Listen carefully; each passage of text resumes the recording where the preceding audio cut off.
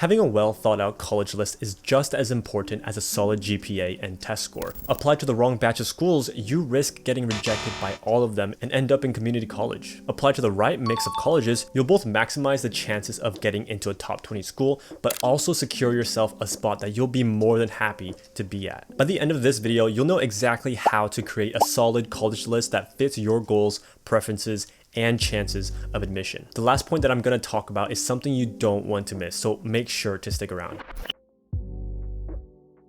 Before you search up the top colleges for engineering or computer science or pre-med, before you do any of that, you should be asking yourself these 4 questions. Do I want to stay close to home, or am I open to exploring new places? What size of college am I looking for? Small, less than 5,000 students, or a bigger college with more than 15,000 students? What majors and programs am I looking for and interested in? Do I want to be in a vibrant city or a quiet rural setting? These are some parameters and preferences that you need to know before you set out researching colleges, which is the next step. Doing the actual research. Use college websites, informative videos on YouTube about specific schools, but what I personally recommend and did myself was searching up undergraduate college life at X school. This way you don't see any of the BS that's out there just to make a specific school look good. It's an anecdote of someone who actually lived and studied there. It's more authentic and gives you a realistic view inside the school. But when you do this though, you should pay attention to a few things. First, admissions requirements, campus culture, available majors and programs, and of course, the financial aid options. The last thing you want is to get into schools you love but not be able to attend just because you can't afford to. It's an unfortunate reality for many students. And sometimes, well, most of the time, paying 6 figures for an undergraduate degree just isn't worth it. Now that you know what you're looking for and which schools have what you want, you need to organize this information on a spreadsheet to get you a bird's eye view of what you have so far. I've created an application information tracker for you so you don't have to go through the trouble of creating one. Now, all that's left is to simply fill in the information. And of course, it's completely free. If you join our Discord server, you'll find it in our resources tab on the left. If you're not in it already, the link is in the description to join for free, so enjoy. With the list of colleges, deadlines for both submission and scholarships,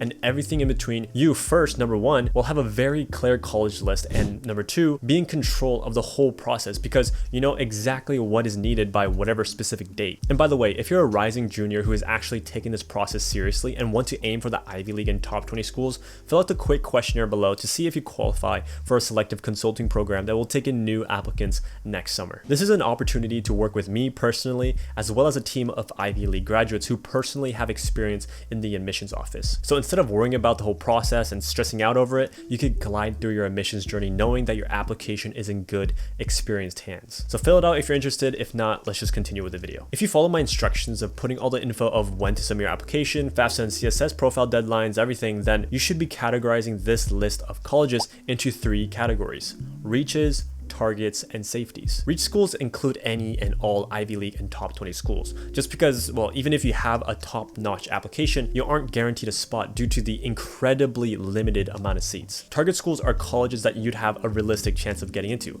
But how do you figure out if you have a realistic chance of getting in or not? You do this by checking out the school's common data set, which provides all the information you need to see if you fit the bill for application. You can find the median SAT and ACT scores and overall grade point averages.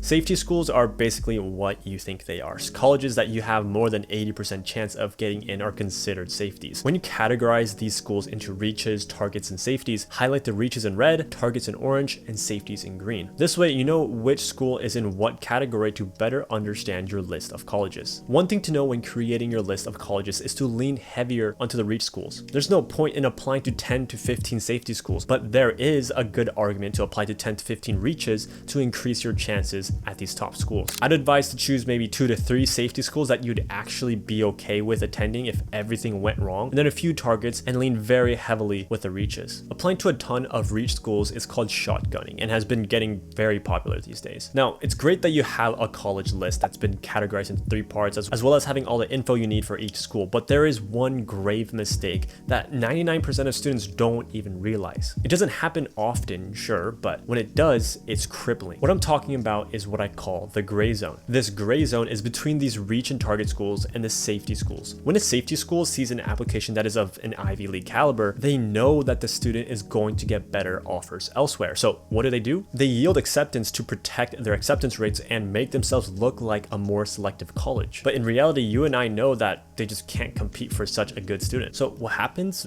Nobody picks you up. But the gray zone is when you get yield protected and don't quite get past the bar of acceptance to these top 20 and Ivy League schools. So what happens? Nobody picks you up. The safety schools don't offer you anything because they assume you're going elsewhere that's better, while the top schools don't accept you because you're close, but there were better candidates out there. It's incredibly rare, but it is a risk nonetheless. So to avoid this, I highly recommend you to put at least 3 to 4 target schools and a long list of reaches so you give yourself the proper chance. And so luck can actually play its part in your acceptance. Like I said before, if you want access to the spreadsheet I mentioned before, you can find it in the resource text channel in our Discord that you can join for free with the link in the description. That'll be it for today. I'll see you next time, I guess. Peace.